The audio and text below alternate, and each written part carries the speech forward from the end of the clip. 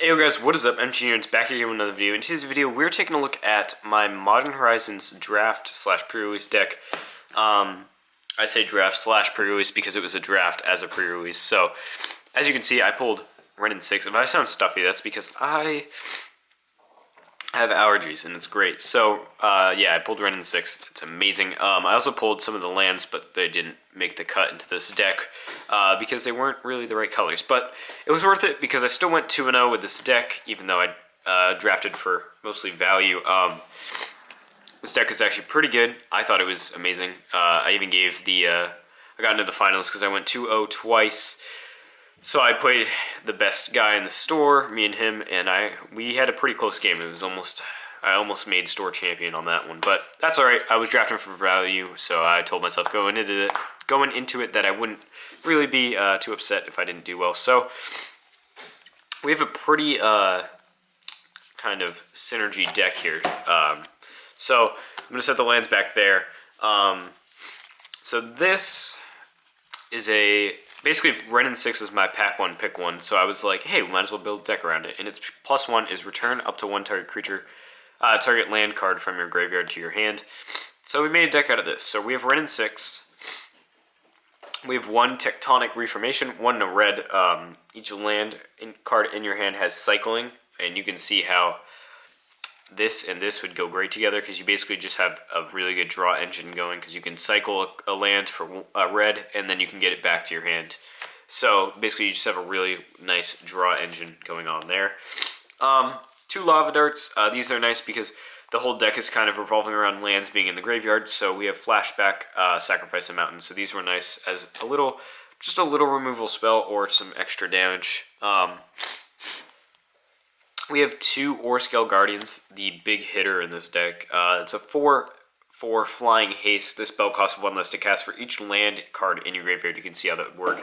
I got this out turn 3 because I was playing a somewhat of a mill deck, and he was just putting all my lands in my graveyard, so he made this wicked cheap for me to play, so that was amazing. And as soon as that comes out, it's really hard to shut down, so... Marusa Behemoth, 4 and 2 green. It's a 5/5 trample. It gets +3/+3 as long as there is a land card in your graveyard. So once again, putting lands in the graveyard, crucial to this deck because now you have an 8/8 trample for 6. Amazing card right there. Igneous Elemental, 4 and 2 red, 4/3. This spell costs 2 less to cast if there's a land card in your graveyard.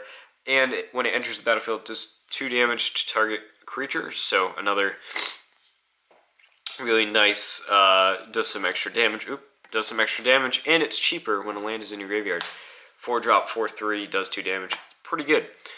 These guys are nice, because I have a couple combo pieces with them. Borgardian Dragonheart, 2 and a red, 2/2, sacrifice another creature. Until end of turn, Borgardian Dragonheart becomes a dragon with a base power and toughness of 4/4, flying and haste. So basically it turns into one of those orc scale guardians. And I'm going to set these right there because that sacrifice ability is crucial. So Orcish Hellraiser here, this is one that we can sack to this and get some value off of 1 and a red, 3/2 Echo, so you have to pay it at the turn after, or else you have to sacrifice it. When it dies, it deals 2 damage to target player or planeswalker, so you can see how we'd sacrifice this. Sacrifice this to this, and you do 2 damage to target player or planeswalker and you get the 4/4 Flying Haste ability. These guys are also great. Ruination Rioter, red and a green, 2/2. When it dies, you may have it deal damage to any target equal to the number of land cards in your graveyard. Once again, sacking this to trigger this, and let's say you had 4 cards in your land, 4 land cards in your graveyard, you can do that damage straight to your opponent.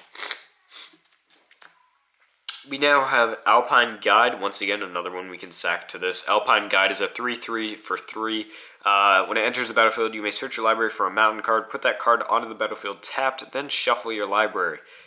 It attacks each combat if able, and when it leaves the battlefield, sacrifice a mountain, so we can also get a land card in the graveyard using this to this. So you're getting a land card in the graveyard, and you're making this a 4/4 Flying Haste. So those are some amazing little combos there that worked pretty well.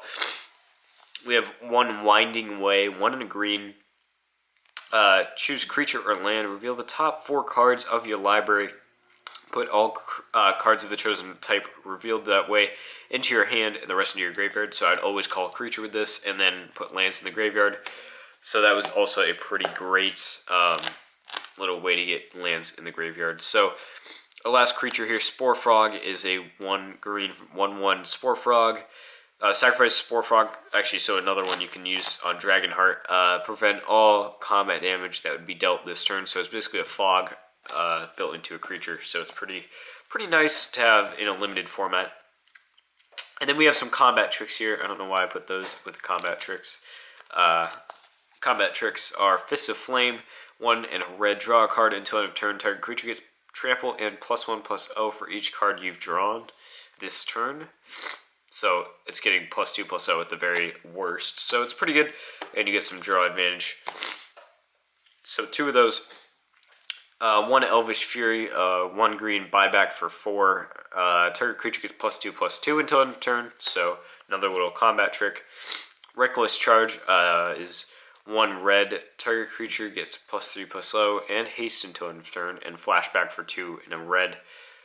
Pretty good one. And then we have Regrowth, so 1 in a green, return target card from your graveyard to your hand. I comboed this with Lava Dart, and it was actually working pretty well, just to get extra damage in. Pillage, 1 a red and another red. Sorcery, destroy target artifact or land. It cannot be regenerated, so that was kind of a way to put my lands in my graveyard if I had to, or just slow my opponent down, and it actually worked quite well. So moving on to our mana base here, I had to draft 1 Snow-Covered Mountain. I should have drafted more, but honestly, all my pulls were really good, and everything I was looking at, there was something I could have utilized, so there was really no reason for me to draft them, besides the fact that they're like $1 each. So we have 1 mountain, 2, 3, 4, 5, 6, 7, 8, 9, 10 mountains, and 1, 2, 3, 4, 5, 6, 7, 8 forests, 18 lands. It's a bit, I think it's like 41 cards in this deck, but it was definitely worth it to run 41. So that is going to be all for today. Thank you guys so much for watching. If you enjoyed, please drop a like and subscribe if you guys are new to the channel. I'll see you guys on the next one. Peace out, guys. Hopefully you enjoyed.